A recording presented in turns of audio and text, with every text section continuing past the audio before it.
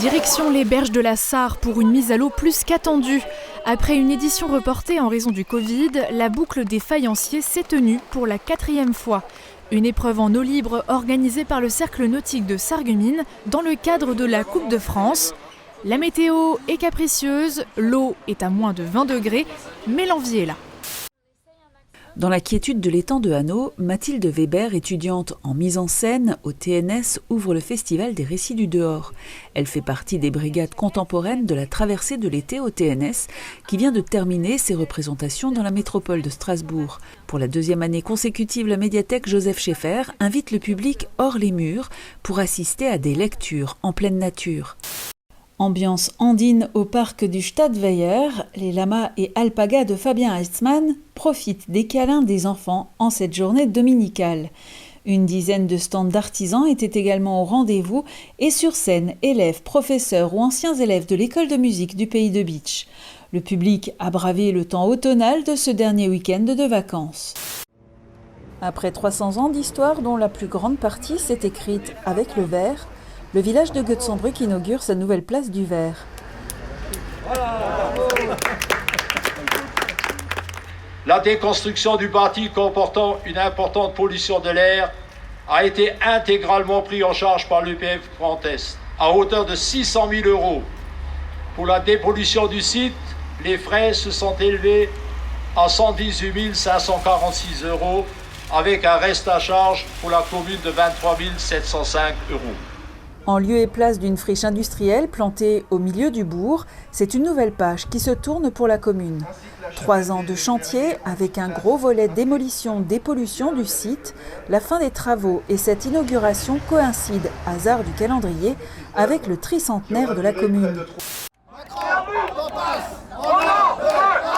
Ils ont manifesté à Forbach, ils ont manifesté à Saint-Avold, ils se sont pour la première fois réunis à Sarreguemines.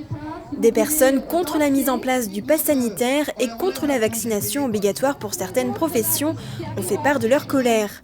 C'est le collectif des frontaliers de la Brème d'Or qui s'est déjà fait entendre en mars dernier lors de la mise en place des tests pour les travailleurs frontaliers qui est à l'origine de ces rassemblements. C'était une manifestation statique sur le parking de l'hôtel de ville. Ceux qui le souhaitaient pouvaient prendre la parole pour partager leurs témoignages. Une renaissance. Fermés une grande partie de l'année suite aux mesures prises pour lutter contre le coronavirus, les musées de Sarreguemines ont depuis rouvert leurs portes et hier, on s'en est bien rendu compte à l'occasion de la traditionnelle fête des enfants qui ne se déroulait pas cette année le 1er avril, mais le 1er septembre, la veille de la rentrée des classes. Entre 300 et 400 bambins étaient attendus et cela s'est confirmé dans les faits, il y avait du monde. C'était déjà la rentrée mercredi 25 août au centre de formation d'apprentis de Forbach. L'été n'est pas encore terminé, mais les futurs artisans s'activent déjà dans leurs ateliers pratiques. Le directeur du CFA, David Mazon, nous ouvre les portes de son établissement pour découvrir quelques-unes des formations proposées ici. Cette année encore, les rayons des fournitures scolaires des supermarchés accueillent les retardataires. Mais cette année est un peu différente. Au début de l'été, le Cora de Forbach a connu une grosse affluence qui a rapidement baissé. Les élèves s'apprêtent à faire leur tout premier pas dans le métier à leur rentrée cette année.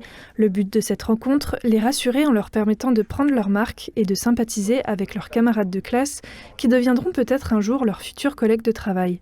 La journée a commencé par un échange sur les idées préconçues au sujet des fruits et des légumes. Cette journée du 21 août était ensoleillée et joyeuse, à l'image de Ryan Abdelkader. Décédé à l'âge de 15 ans il y a quelques mois dans un accident de scooter à Frémin-Merlebach, il vivait à Hamboureau avec sa mère et était très apprécié de tous pour sa gentillesse et sa bonne humeur. Le club SSEP Hamboureau, où Ryan a joué au football pendant plusieurs années, a organisé un challenge qui lui est dédié. C'est une finale 100% Lorraine qui vient clore la première édition de l'Ice Soccer League. Ce tournoi international a rassemblé 24 équipes de catégorie U13, dont 8 issues de clubs professionnels, l'Olympique de Marseille, l'AS Nancy-Lorraine ou encore le FC Metz. Ce sont d'ailleurs les joueurs de ces 2 derniers clubs qui s'affrontent sur le terrain de la vieille usine à Stirin-Wendel en finale de cette compétition organisée par l'association Ice Soccer, aidée de la mairie de Stirin-Wendel et du club du CS Stirin. Après Bérennes-les-Forbach, le préfet Laurent Touvet pose ses valises à Forbach pour une visite des quartiers Bellevue, Olweg et Widem, secteurs concernés par le programme de renouvellement urbain des quartiers de la politique de la ville. À ses côtés, des élus locaux, des conseillers départementaux, le sous-préfet Claude Dulamont, des membres de la direction départementale des territoires et des bailleurs.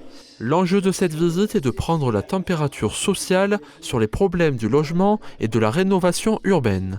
C'est en effet une nouvelle aventure qui commence pour Marina D'Amico, les professeurs et les élèves de l'école de musique Marina D'Amico & Co. Ici, plusieurs formations musicales sont proposées, le chant, le théâtre, le piano, la guitare, du ukulélé, de l'éveil musical et encore bien d'autres instruments. Mais au-delà des possibilités instrumentales, ce qui différencie cette école d'une autre est, d'après Marina, les techniques d'enseignement utilisées.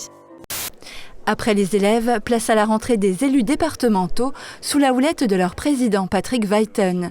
Une rentrée officielle qui s'est déroulée ce jeudi matin au collège Louis-Armand de Petite-Rosselle.